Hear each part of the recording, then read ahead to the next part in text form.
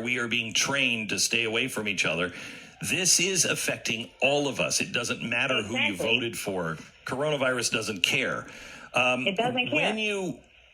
When you went, did you feel the president and the vice president listen to you and headway was made? Absolutely. I mean, they were actually stunned by the information that I gave them. They were not aware that we were in such bad shape. And that was very disheartening to me to hear that directly from the vice president. How do you think that happened, and do you think that was genuine?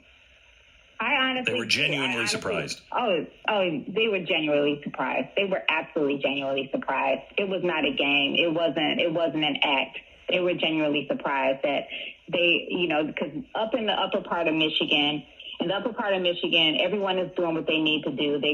They're honoring the executive orders.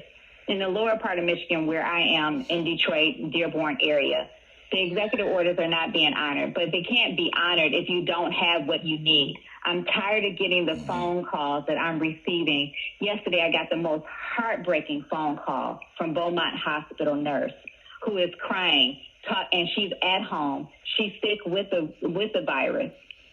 And she's talking about how the reuse of equipment at Beaumont Royal Oak. She's talking about how babies are being tested positive for the COVID virus. And she's talking about how she's at home sick and how I have to do something and please do something and to stop this, and how we're losing Wayne County sheriffs to this virus, and how many are sick because they don't have not even thermometers, not even proper PPE.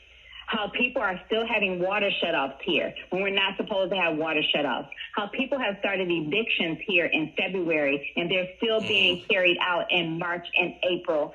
And this has to stop. We have pipes that are not connected in people's homes, so therefore they still do not have any water. We still have problems in Flint, Michigan. We still have problems. And let's not talk about the hotbeds in our senior citizen homes and our charter schools. Our charter schools, Karen, kids are not getting food. You are at the level that no one in this country is really talking about, except I think like my friends and neighbors, we're talking about how are people doing it that are at the very bottom, level that don't have computers, let alone have internet access for their kids. They don't have food. Their kids go to school to get their food. They don't have a stove. You're talking about, they get the food. They don't have a stove. We have drop-off points where you can go pick up food. But if you don't have access to go and get it, how are you supposed to get it? And this is what's happening to my seniors as well. They don't fall in the category for Meals on Wheels, and yet they can't get out and go get the food either. I'm in here fighting a war, and I feel like I'm fighting by myself, Glenn. This is insane what I'm going through. And it's like, my God, this is the city of Detroit. We are one of the biggest cities that there is. And I'm fighting by myself. And I'm tired of getting beat up because I care about the people of my city.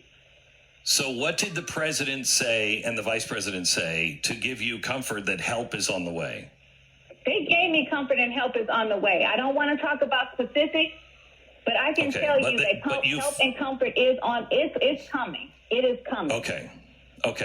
I want you to know that after we spoke on Monday, I reached out to my charity, Mercury One, and I said, we have got to help the people of Detroit. And so we will work with your office. If you will take a call from my charity, we will work with your office. I don't care if we have to, send truckloads of food up to you, or if you need PPEs or whatever you need, we will help you. This audience is one of the greatest groups of people ever. Oh, my God. Oh, my God. Thank you. Oh, my God, Glenn. Thank you. We're all in this together, Karen. Glenn, from the bottom of my heart, from the people of the city of Detroit, I thank you so very much. You tell us what we need to do, and we will do it. And if you need people that are there, I can guarantee you that we can send volunteers up there that will deliver whatever needs to be delivered. You tell us what you need, and we will do it as a community. I need, you know, for my mothers and my fathers that are at home with their kids in these charter schools that have fallen through the cracks, that don't fall under the Detroit public school system. They have no iPads. They have no means of trying to do their homework, and they're trying to do it on a single phone. They don't have even toaster ovens would be a benefit. Even the cheapest, smallest toaster ovens would be a benefit.